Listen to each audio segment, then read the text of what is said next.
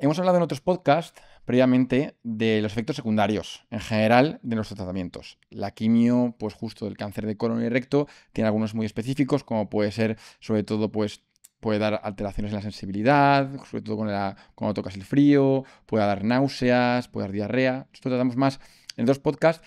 Hoy querría hablar de las ostomías. Es verdad que nuestros pacientes, los que se someten a una cirugía de cáncer de colon recto, en algún momento la pueden llevar o incluso la pueden tener ya puesta de forma crónica. ¿Qué nos puede decir con respecto a las ostomías?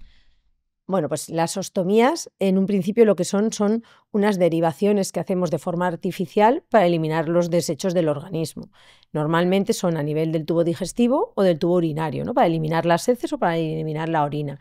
En el cáncer colorectal, sobre todo en el cáncer de recto, es frecuente la necesidad de hacer una ostomía, que es la derivación del tubo digestivo, que puede ser a nivel inicial, a nivel del ilion, que es la parte final del intestino delgado, y es una ileostomía, o a nivel del colon, y es una colostomía.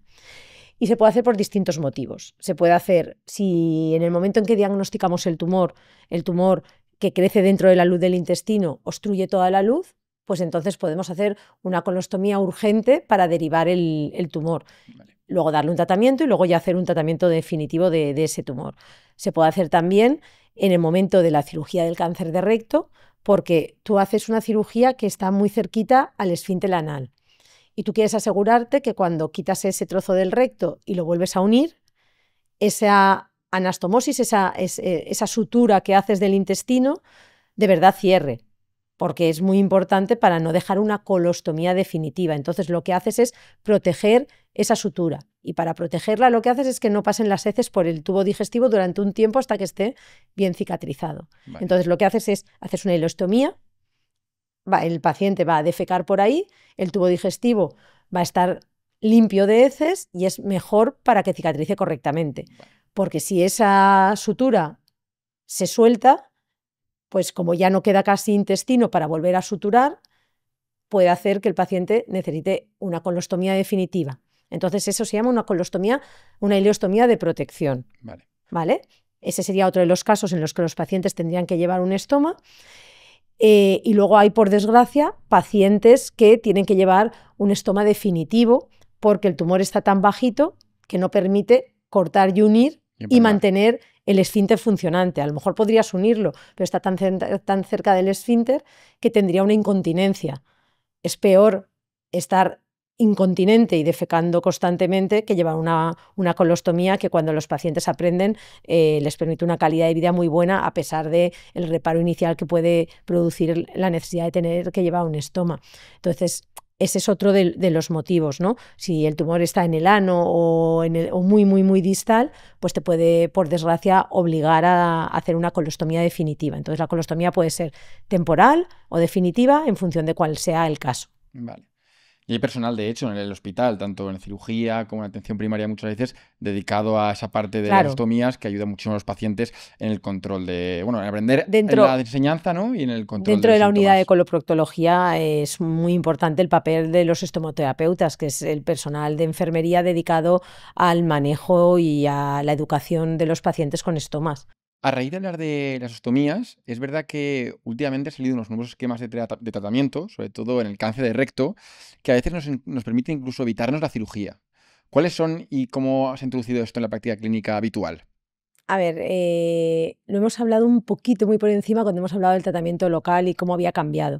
Y también cuando hablábamos de la inestabilidad de microsatélites. Entonces, tenemos dos posibilidades. O sea, la mayoría de los pacientes con cáncer de recto van a llevar el tratamiento que hemos dicho de quimio, radioterapia y quimioterapia previa a la cirugía, y la cirugía va a ser lo que cure a estos pacientes de forma definitiva. Pero es cierto que tenemos un porcentaje pequeñito de cáncer de recto inestable, en el que ya han salido algunos estudios que, tratándolos con inmunoterapia, se consiguen respuestas completas duraderas en el tiempo. Entonces, igual que en la enfermedad metastásica tenemos que identificar la inestabilidad de microsatélites, en la enfermedad localizada también, tanto por el tema del cáncer hereditario como en el cáncer de recto, por la posibilidad de darles un tratamiento con inmunoterapia, que ya estamos haciendo. Vale.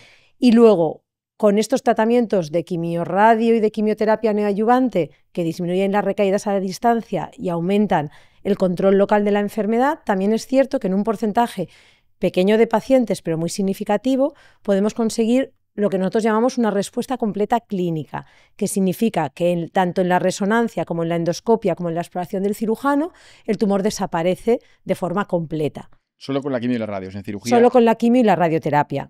Si conseguimos esa respuesta completa clínica, podemos ofrecerle al paciente la posibilidad de hacer un seguimiento muy estricto, porque es cierto que algunos de estos pacientes esa respuesta completa clínica no la identificamos bien y puede recrecer el tumor en los primeros 2 años, y hacemos un seguimiento muy estricto y hemos visto que de ese pequeño grupo, no es lo normal y no es lo que buscamos de inicio, pues tenemos hasta 3/4 partes de los pacientes que pueden tratarse sin cirugía y evitar el tema de los estomas que estábamos hablando, ¿vale? Pero bueno, es un campo muy interesante y que está en total desarrollo. La ciencia avanza, cada vez contamos con más tratamientos y más opciones para evitar, pues, tener más efectos secundarios y evitar, bueno, aumentar la calidad de vida de nuestros pacientes, al fin y al cabo. Conseguimos aumentar la supervivencia y hacerlo con la menor toxicidad posible.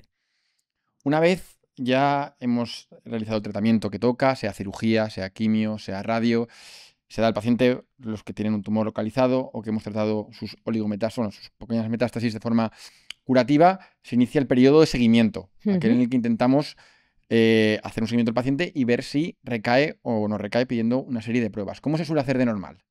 Pues en el cáncer colorectal lo que se hace normalmente es un seguimiento que es un poquito más intensivo al principio y está un poco más espaciado después. Inicialmente lo que hacemos es análisis con marcadores tumorales, con el CEA que hemos comentado que en el cáncer cuando ya está diagnosticado sí que nos sirve para el seguimiento. Hacemos CEA y analítica los primeros 2 años cada 3-4 meses, luego cada 6 meses, hasta los 5 años. Hacemos un TAC que normalmente es anual, entre 6 y 12 meses, de función un poco del riesgo de recaída, pero generalmente los TAC son anuales los primeros 5 años. Y hacemos una colonoscopia que, si no ha sido completa porque el tumor cerraba todo el intestino y no permitía pasar el tubo, lo hacemos después de la cirugía. Y si sí que era completa, hacemos una al año, normalmente otra a los 3 años. Y luego ya hacemos cada 5 años, más o menos hasta los 80 años. Por lo que hablábamos de que si detectamos pólipos nuevos y los quitamos antes de que malignicen, pues volvemos a hacer una prevención del cáncer colorectal. Vale, entonces esto es en el cáncer de colon, y en el cáncer de recto, además, el cirujano les hace rectoscopias de la parte final solo del intestino, no la colonoscopia completa, les va haciendo rectoscopias por el riesgo de recaída local. Esto es hasta los 5 años y en aquellos pacientes, y luego ya no hace falta hacer más pruebas excepto la colonoscopia. Y en aquellos pacientes que hemos tratado de forma radical de las oligometástasis, también con intención curativa, alargamos un poquito más el seguimiento y les hacemos controles hasta completar 10 años. 10 años, vale.